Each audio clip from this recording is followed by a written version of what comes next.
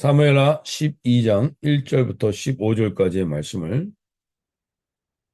제가 새 번역 성경으로 읽어드릴 때 주님, 오늘도 살아계신 하나님의 말씀을 우리에게 들려주시옵소서. 주님께서 오늘 이 새벽에 임한 한 사람 한 사람들에게 특별히 말씀하시는 것을 듣게 하여 주시옵소서. 고백하며 나가겠습니다. 사무엘하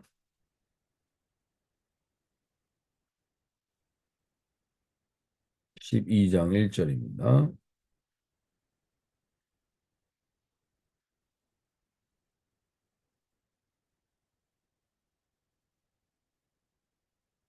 주님께서 예언자 나단을 다윗에게 보내셨다.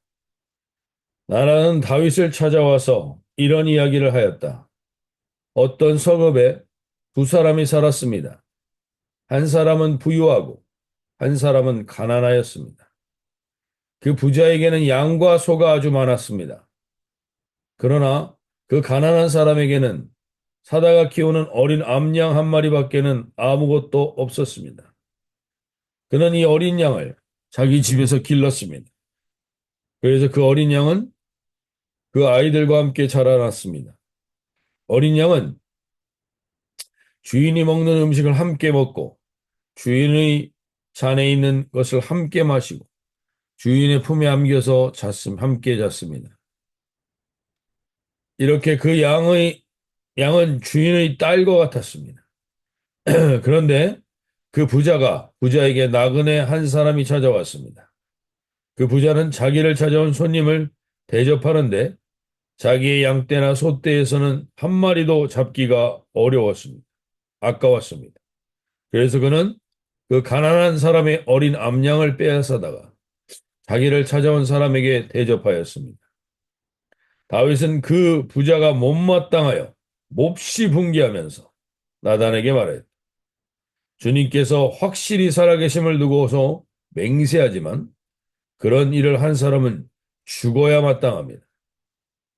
또 그가 그런 일을 하면서도 불쌍히 여기는 마음이 전혀 없었으니 그는 마땅히 그 어린 암양을 네 배로 갚아 주어야 합니다. 나단이 다윗에게 말하였다. 왕이 바로 그 사람입니다. 주 이스라엘의 하나님이 이렇게 말씀하십니다. 내가 너에게 기름을 부어서 이스라엘의 왕을 삼았고 또 내가 사울의 손에서 너를 구하여 주었다. 나는 내 상전의 왕궁을 너에게 넘겨주고 내 상전의 아내들도 내 품에 안겨주었다. 이스라엘 사람들과 유다 나라도 너에게 맡겼다. 그것으로도 부족하다면 내가 내게 무엇이든지 더 주었을 것이다. 그런데 너는 어찌하여 나 주의 말을 가볍게 여기고 내가 악하게 여기는 일을 하였느냐? 너는 햇사람 우리아를 전쟁터에서 죽이고 그의 아내를 빼앗아 네 아내로 삼았다. 너는 그를 암몬 사람의 칼에 맞아서 죽게 하였다. 너는 이렇게 나를 무시하여 햇사람 우리아의 아내를 빼앗아다가 내 아내로 삼았으므로 이제부터 영영 내 집안에서 칼부림이 떠나지 않을 것이다. 주님께서 또 이렇게 말씀하십니다. 내가 너희 집안에 재앙을 일으키고 네가 보는 앞에서 내가 너의 아내들도 빼앗아 너와 가까운 사람에게 주어서 그가 대낮에 너의 아내들을 욕보이게 하겠다. 너는 비록 몰래 그런 일을 하였지만 나는 대낮에 온 이스라엘이 바라보는 앞에서 일을 하겠다. 그때 다윗이 나단에게 자백하였다. 내가 주님께 죄를 지었습니다. 나단이 다윗에게 말하였다. 주님께서 왕의 죄를 용서해 주실 것입니다. 그러므로 왕은 죽지는 않으실 겁니다. 그러나 왕은 이번 일로 주님의 원수들에게 우리를 비방할 빌미를 주셨으므로 밧세바와 왕 사이에서 태어난 아들은 죽을 것입니다. 나단은 자기 집으로 돌아갔다. 주님께서 우리의 아내와 다윗 사이에서 태어난 아이를 치시니 그 아이가 몹시 알았다. 네. 우리가 사무엘 11장, 11장에서 다윗이라는 사람이 어떻게 연약하게 무너져가는 모습을 우리 11장에서 보게 되었습니다. 그렇게 선해 보이고 그렇게 의로워 보이던 다윗이 하나님과의 관계와 대화를 상실하자 그는 십계명을 아주 간교하게 범하는 극악한 사람이 됩니다.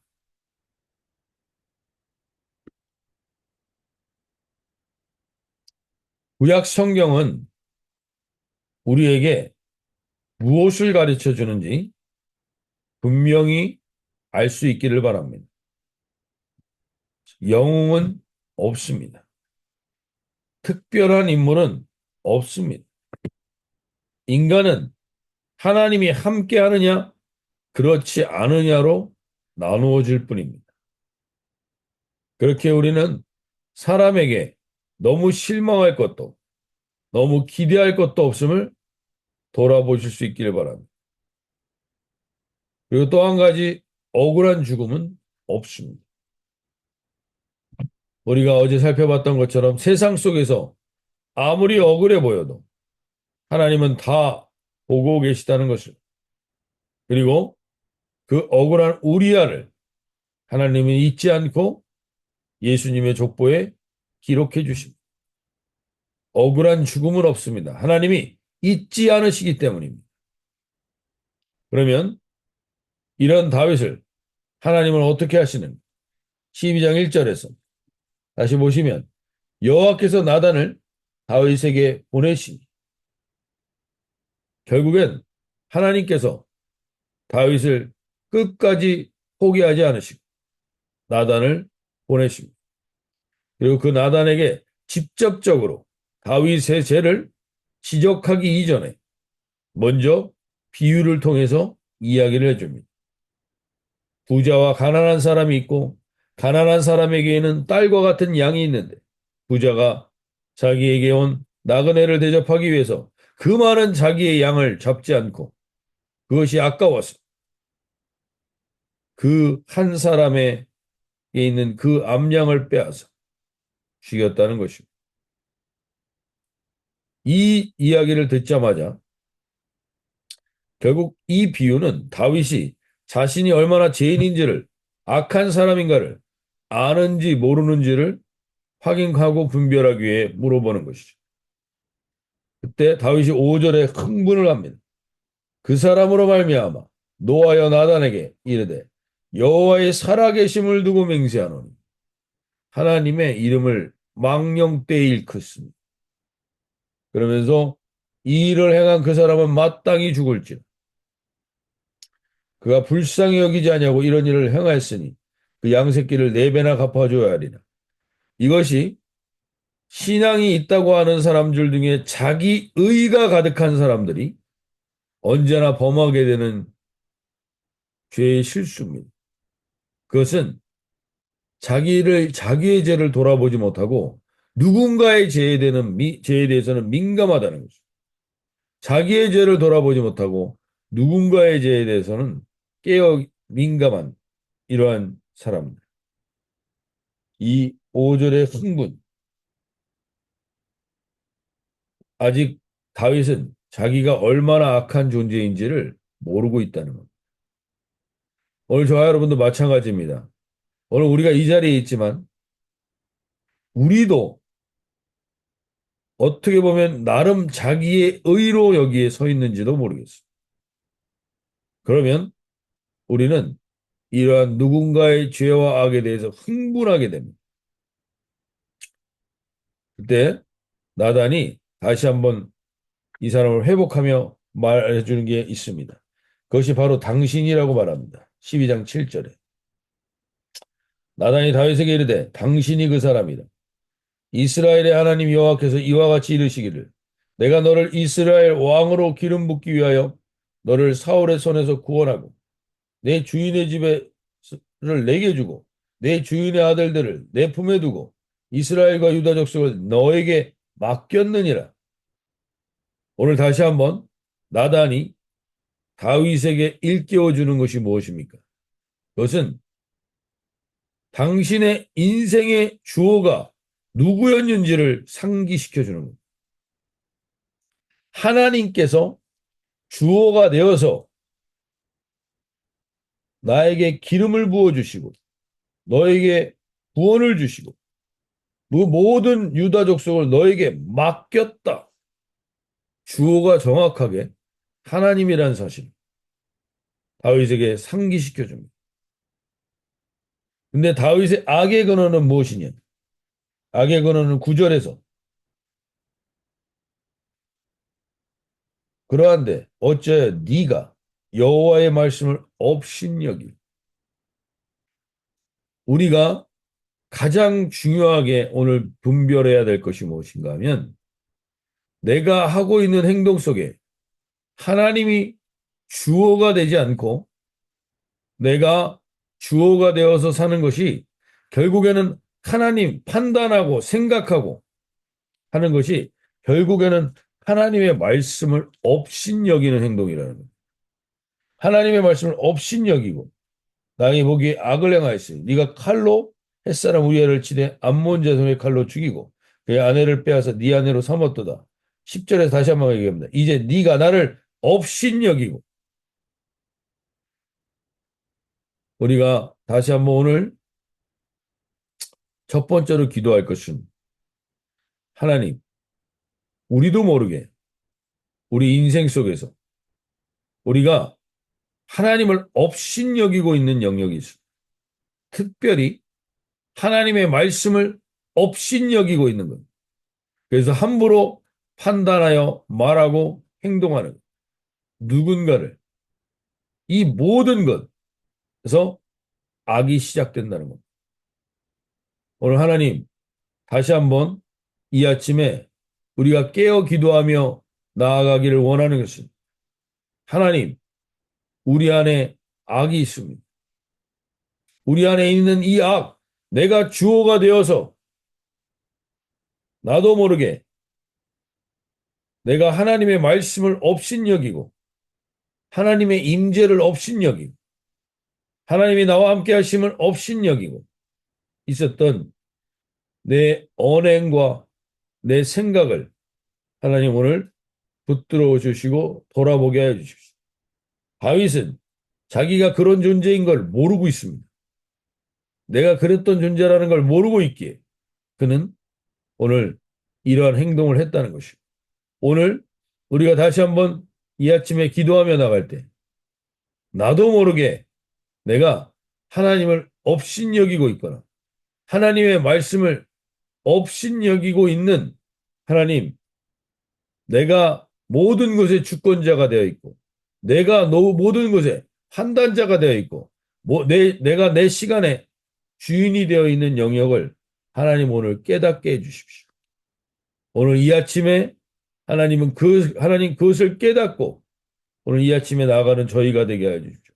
오늘 우리를 일깨워 주십시오. 주님, 나에게 하나님 혹 그러한 것이 있어서 내 안에 나도 모르게 계속해서 반복하고 있는 것들이 있다면 하나님 오늘 이것에 깨어있게 하여 주셔서 하나님의 말씀을 업신여기고 하나님을 임재를 업신여기면 그 인간은 아무리 세상에서 대단한 평가를 받아도 순식간에 다윗과 같이 무너지는 인생이 됩니다.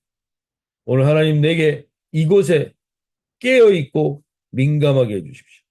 내가 하나님의 말씀을 업신여기고 있거나 하나님의 임재를 업신여기고 있는 것들이 있다. 하나님 나에게 깨어있게 하여 주십시오. 이렇게 고백하며 나가는 이 하루가 되어서 하나님 다시금 내 안에 있는 다윗과 같은 속성을 돌아보게 하여 주십시오.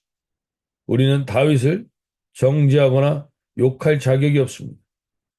왜냐하면 우리 안에도 동일하게 그러한 요소들이 있기 때문에 오늘 주님 여기에 깨어서 주님 내가 어떠한 존재인지 다시 돌아보고 주님 앞에 하나님의 말씀을 업신여기고 있거나 하나님의 임재가 나와 함께하는 것을 업신여기고 있는 언행에 깨어있게 하여 주시옵소서.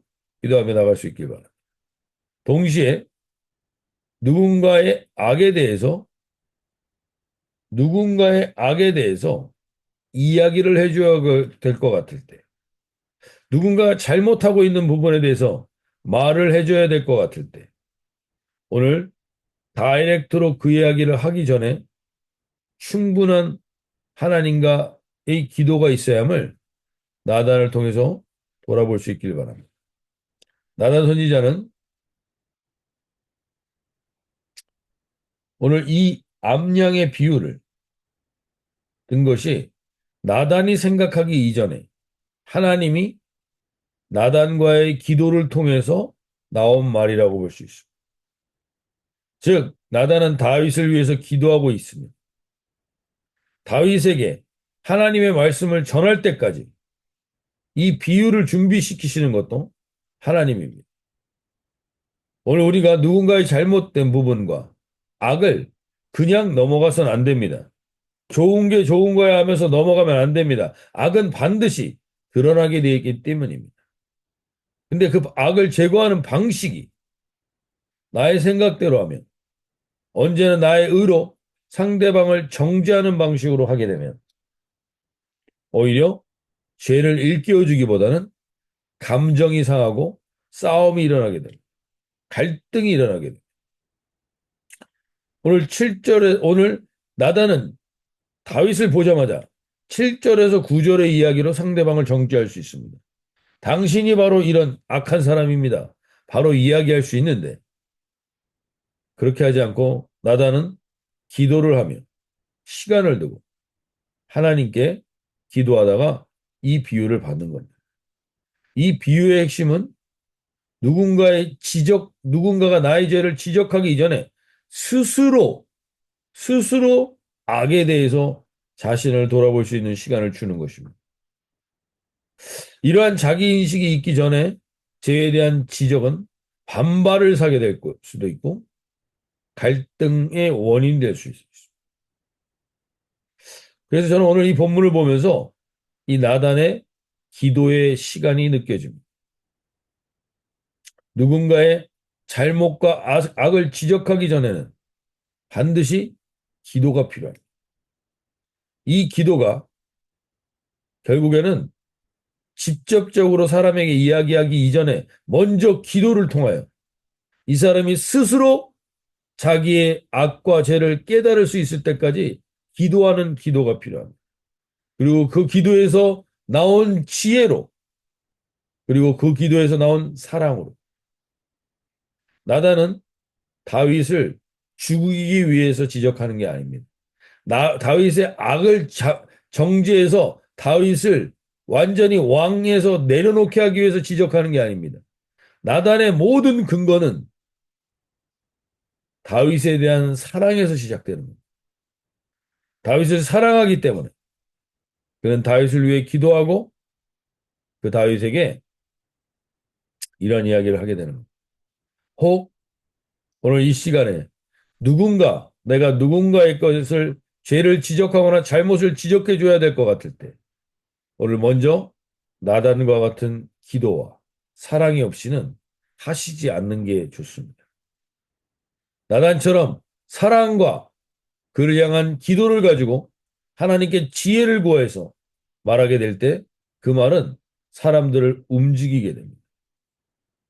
그러나 단순한 죄에 대한 정죄는 사람을 움직이기 이전에 사람들과의 오히려 악이 악을 포장하게 되는 결과를 가져오게 됩니다. 오늘 우리에게는 반드시 이런 나단의 기도가 있어야 됩니다. 동시에 우리에게는 반드시 나단과 같은 친구가 있어요. 나단과 같은 동역자가 있어야 돼요. 우리 공동체 안에서 서로 여러분이 좋은 게 좋은 거야 하면서 좋은 것만 듣기를 원하신다면 여러분들은 점점 권력에 취하거나 아니면 자기 악에 취하게 됩니다. 그래서 권력에 취한 사람은 주변에 나단과 같은 사람을 두기를 싫어합니다. 그러면 회복이 어렵습니다. 오늘 저와 여러분이 내 주변에 나단과 같은 한 사람을 주십시오. 그래서 절대로 악에게 지는 인생으로 마치지 않도록 오늘 하나님 그렇게 기도하며 나갈 수 있기 바랍니다. 오늘 내가 누군가에게 말을 해줘야 된다면 오늘 나단과 같이 기도하는 사람이 되길 바랍니다. 그 사람을 사랑하고 그 사람을 사랑하는 마음에서 기도하면 하나님은 그에게 지혜를 주실 줄로 믿습니다. 그리고 동시에 나단과 같은 사람을 꼭 주변에 두어야 된다는 사실을 기억하시기 바랍니다. 그래야 우리가 악에 취하지 않게 됩니다. 악의 다스림을 받지 않게 됩니다. 오늘 결국 이렇게 하나님이 주어가 되지 않자 순식간에 극악무도한 십계명을 다 범하는 죄인이 된 다윗이 이 나단 선지자의 이 깨달음을 통하여서 그는 13절에 고백을 합니다. 다윗이 나단에게 이르되 내가 여호와께 죄를 범하였노라 하매 나단이 다윗에게 말하되 여호와께서도 당신의 죄를 사하셨으니 당신이 죽지 아니하리니와. 자, 십계명을 다 범한 다윗도 그가 하나님 앞에서 죄를 인정하며 하나님 앞에 나오면 하나님은 또 순식간에 그 인생을 변화시켜 줍니다. 아무리 심각한 죄, 십계명을 다 범한 죄도 하나님을 인정하고 돌이키고 가면 다시 하나님이 나의 인생의 주어가 되기만 하면 하나님은 우리를 회복시켜 주신다는 사실입니다. 오늘 하나님 앞에 우리가 시편 51편을 제가 카톡에 보내드렸는데 세번역 성경에서 다시 한번 하나님 우리가 이 고백으로 주님 앞에 서면 주님은 우리를 외면치 않으십니다. 주님 앞에서 나를 쫓아내지 마시며 주님의 성령을 나에게서 거두어 가지 말아 주십시오. 주님께서 베푸시는 구원의 기쁨을 내게 회복시켜 주시고 내가 지탱할 수 있도록 나에게 자발적인 마음을 주십시오. 이 고백을 하고 주님 앞에 깨어있는 저희가 되면 주님은 어떠한 상황 가운데서도 다시 우리를 회복시켜 주신다는 사실을 믿고 선포하고 나가는 이 하루가 되실 수 있길 바랍니다. 마지막으로 한 가지 동시에 12장 14절에 이렇게 얘기합니다. 이 일로 말미암아 여호와의 원수가 크게 비방할 거리를 얻게 하였습니다. 이 일로 말미암아 원수가 크게 비방할 거리를 얻게 되는 것은 바로 죄입니다. 죄의 흔적. 그의 인생 속에서 이 죄의 흔적은 계속 영향을 미칠 수 있다는 것. 하나님께 우리가 돌이켜 하나님이 우리를 회복시켜 주십니다. 우리가 하나님께 돌이켜 회개하며 나면 하나님 반드시 우리를 회복시켜 주십니다. 그런데 죄의 흔적은 남습니다. 하나님, 왜 내 인생에 이런 일이 일어나느냐? 도대체 왜 이러시냐고 하는 것이 우리 안에 있는 마음이 있을 수 있습니다. 근데 그것이 하나님이 하시는 게 아니라는 사실을 오늘 분명히 이야기해 줍니다. 그러나 하나님이 하시는 게 아니라 원수가 하는 겁니다. 여호와의 원수가 크게 비방할 거리를 잡았다는 겁니다. 나의 그 죄 때문에. 죄의 싹은 사망입니다. 우리가 죄를 회개하면 하나님은 언제나 우리를 외면치 않으시고 회복시켜 주시지만 죄로 인한 흔적은 우리에게 남고 그것이 원수에게 비방거리로 남아있게 된다는 겁니다. 그래서 함부로 우리가 죄를 짓는 자리를 가지시면 안 되는 거예요. 죄의 흔적은 우리 인생 가운데 남습니다. 우리가 한 행동은 결국 죄의 흔적이 남습니다. 물론 그것도 예수님께서 주님의 보혈을 의지하는 자들에게 정결케 하시고 결국에는 회복시키시지만 그 죄의 흔적이 완전히 사라지진 않습니다. 하늘나라 가는 그날에 사라지는 겁니다. 이 땅에서 살아가는 동안에는 그 죄의 흔적은 남습니다. 누군가가 불륜을 저지르고 누군가가 악을 저지른 그 죄의 흔적이 그냥 사라지진 않습니다. 물론 하나님께 회개하고 돌이키면 하나님이 그것을 회복시켜 주시지만 그럼에도 불구하고 죄의 흔적은 남아있는 거예요. 그렇게 우리가 죄에 너무 자유로우시면 안 돼요. 예수님의 보혈로 모든 걸 해결하여 주시고 돌이켜 주시지만 죄의 흔적은 원수의 비방거리가 됩니다. 그래서 그 원수가 우리에게 우리 인생에 계속적인 어려움을 주는 것이지 하나님이 하시는 게 아닙니다. 그래서 우리가 죄에 대해서 내가 말 한마디 하는 거 회개하고 돌이킬 수 있습니다. 근데 그 말로 인하여 어떤 죄의 흔적은 남아 있는 겁니다. 물론 그것도 하나님께서 정결케 하시지만 그럼에도 불구하고 이 땅에서 우리가 죽기 이전에 다 사라지지 않습니다. 그렇기 때문에 우리가 죄를 짓는 것에 대해서는 깨어 계셔야 됩니다. 죄에서 하나님께서 깨끗하게 하시고 돌이키시지만 그 죄의 흔적이 남아 있기 때문입니다. 그래서 함부로 죄를 짓는 자리에 우리의 몸이 가지 않도록.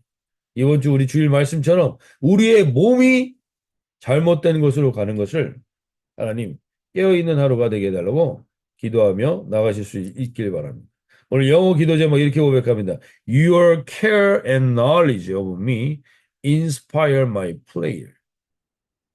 오늘 기도를 통하여서 하나님, 내가 내 인생의 주어가 되어 있었던 모든 부분들의 악을 돌이키게 하여 주시고 하나님께서 특별히 나단과 같이 누군가에게 이야기할 때는 충분한 기도와 그를 향한 사랑이 있어야만 알게 해주시고 그리고 나단과 같은 사람을 우리 주변에 두게 해달라고 기도하며 나가실 수 있길 바랍니다. 동시에 하나님 죄를 하나님은 언제나 돌이켜 주시고 회복시켜 주시지만 죄의 흔적이 원수의 비방거리가 된다는 사실을 분명히 하시고 오늘 하나님 죄의 흔적이 남지 않는 하루가 되게 해주십시오. 죄의 흔적을 드러내지 않도록 깨어있는 원수에게 비방거리를 주는 어리석은 삶이 선택이 없도록 하나님 깨어있는 하루가 되게 해달라고 기도하며 나가실 수 있길 바랍니다.